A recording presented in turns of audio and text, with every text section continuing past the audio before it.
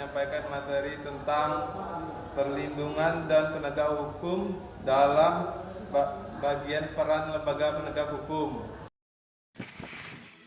Peran lembaga penegak hukum. Yang pertama adalah peran kepolisian. Kepolisian Republik Indonesia atau yang sering disebut Polri merupakan lembaga penegak hukum yang berperan dalam memelihara keamanan dan ketertiban masyarakat, menegakkan hukum, serta memberikan perlindungan, pengayoman, dan pelayanan kepada masyarakat dalam rangka terpeliharanya keamanan dalam negeri. Yang kedua ada Kejaksaan RI, yaitu lembaga negara yang melaksanakan kekuasaan negara, khususnya di bidang penuntutan. Pelaku pelanggaran pidana yang dituntut yang benar bersalah dan telah memenuhi unsur tindak pidana yang disangsikan oleh barang bukti yang cukup, minimal 2 orang saksi. Kasus pelanggaran hukum di lingkungan sekolah. 1. Menyontek ketika ujian atau ulangan. 2. Datang sekolah terlambat. 3. Membolos. 4. Tidak memerhatikan penjelasan guru. Kasus pelanggaran hukum di lingkungan keluarga. 1. Mengabaikan perintah orang tua. 2. Bangun kesiangan. 3. Mengganggu kakak adik yang sedang belajar. 4. Menonton tayangan yang tidak boleh ditonton anak-anak. KPK Undang-Undang Nomor 20 Tahun 2002. Tugas 1. Melakukan penyelidikan penyidikan penentuan terhadap tindak pidana korupsi. 2. Melakukan pendidikan tindakan pencegahan tindak pidana korupsi. 3. Meminta informasi tentang kegiatan pemberantasan tindak pidana korupsi kepada instansi terkait. 4. Melaksanakan dengan pendapat atau pertemuan dengan instansi yang berwenang melakukan pemberantasan tindak pidana korupsi.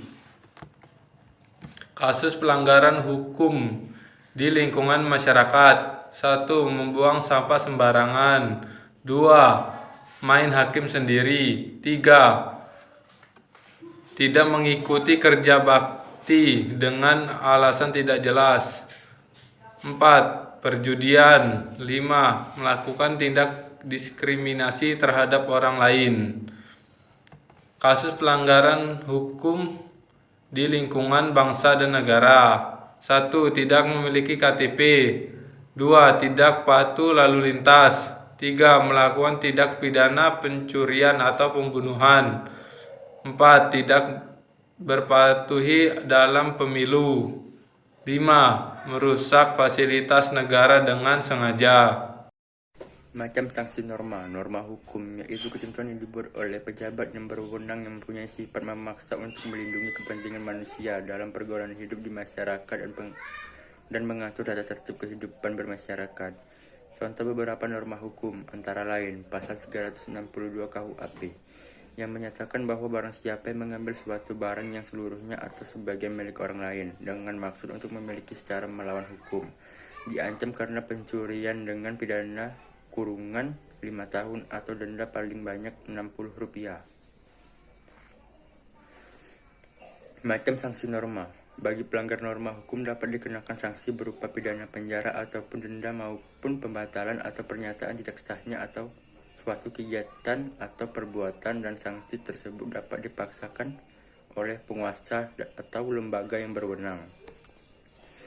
Macam-macam jenis hukuman menurut pasal 10 KUHP. A. Hukuman pokok, hukuman mati, hukuman penjara, hukuman kerugian, hukuman denda. B. Hukuman tambahan, pencabutan hak-hak tertentu, perampasan barang-barang tertentu. 1. Norma agama, yaitu ketentuan hidup yang berasal dari Tuhan Yang Maha Esa, yang isinya berupa larangan, perintah-perintah, dan ajaran. Norma agama berasal dari wahyu Tuhan dan mempunyai nilai yang fundamental yang mewarnai berbagai norma yang lain, seperti norma kesusilaan, norma kesopanan, dan norma hukum.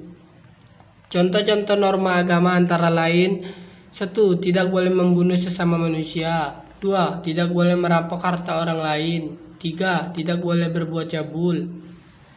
4. Hormatilah bapak ibumu. Terhadap pelanggaran norma agama akan dikenakan sanksi oleh Tuhan kelak di akhirat nanti, yang dapat berupa dimasukkan dalam neraka. Norma kesusilaan yaitu peraturan hidup yang berasal dari hati nurani manusia. Norma susilaan menentukan mana yang baik, mana yang buruk. Norma susila yang mendorong manusia untuk kebaikan akhlak pribadinya. Norma susila larangan manusia untuk berbuat baik karena bertetangga dengan hati nurani setiap manusia yang norma. Contoh-contoh norma kesusilaan antara lain: A. Jangan mencuri barang milik orang lain. B. Jangan membunuh sesama manusia. C. Hormatilah sesamamu. D. Bersikap jujur. Norma-norma susila memiliki sanksi atau ancaman hukuman bagi yang melanggar norma tersebut, dan sanksinya adalah perasaan manusia itu sendiri, yang akibatnya adalah penyesalan. Macam saksi nama. Bagi mereka yang melanggar norma kesopanan, sanksi yang dijatuhkan akan menimbulkan celaan dari sesamanya, dan celaan itu dapat berwujud kata-kata, sikap kebencian, pandangan rendah dari orang sekelilingnya, dijauhi dari pergaulan, sehingga akan menimbulkan rasa malu, rasa hina, rasa dikucilkan yang dirasakan sebagai penderitaan batin. Macam saksi norma. Norma kesopanan yaitu ketentuan hidup yang berasal dari pergaulan dalam masyarakat.